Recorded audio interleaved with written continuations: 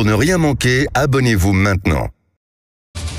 C'est bon à savoir, 6h50 comme chaque matin. Est-ce que vous connaissez la réflexologie? C'est en ce moment la semaine mondiale de cette technique qui doit permettre de baisser la tension et le stress. Nous sommes avec Laurence Robert, qui est réflexologue. Bonjour. Bonjour. En quoi consiste ce métier concrètement? D'abord, il faut préciser que n'importe qui peut poser une plaque aujourd'hui sur sa porte et se nommer réflexologue? Alors, oui, puisque c'est un métier qui, à ce jour, n'est pas réglementé, mais il y a quand même des organismes professionnels qui existent, comme le syndicat professionnel ou la Fédération française, et qui travaillent à la reconnaissance de ce métier. Oui. Et voilà, et donc... Bon, donc voilà.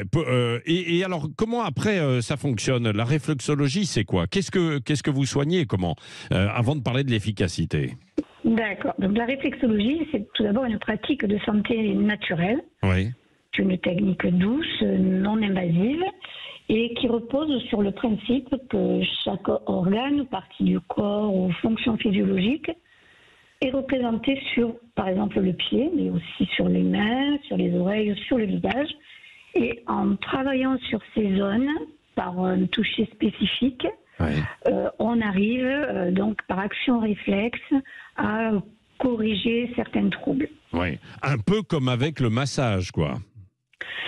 Alors, c'est pas tout à fait pareil. On ne parle pas de massage en réflexologie. C'est un toucher qui est différent. Oui, qui est différent. Et ça s'apprend alors, ce toucher? Bien entendu, il y a des formations en réflexologie et c'est ce qui fait la différence justement entre tous les différents professionnels installés, puisque ce n'est pas un métier réglementé, n'importe qui peut poser sa plaque, Oui. mais il faut quand même savoir qu'il y a des réflexologues professionnels qui, eux, ont suivi une formation qui est vraiment très importante et qui garantit la qualité de la prestation. Ouais, ouais. D'où ça vient la réflexologie? Parce que souvent, ces techniques viennent, dit-on, de la médecine chinoise.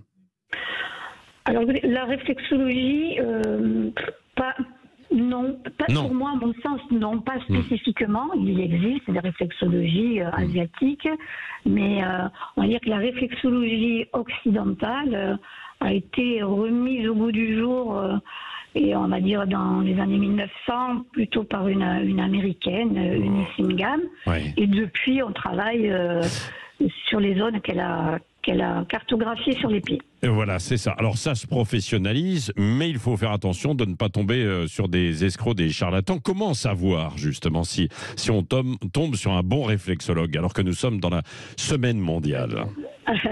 Alors, disons que ce que je conseille aux usagers, c'est de justement se rendre sur les sites des organismes professionnels, où là, ils trouveront des annuaires de professionnels, et ce qui garantira quand même un certain niveau de formation. De formation, voilà, c'est ça.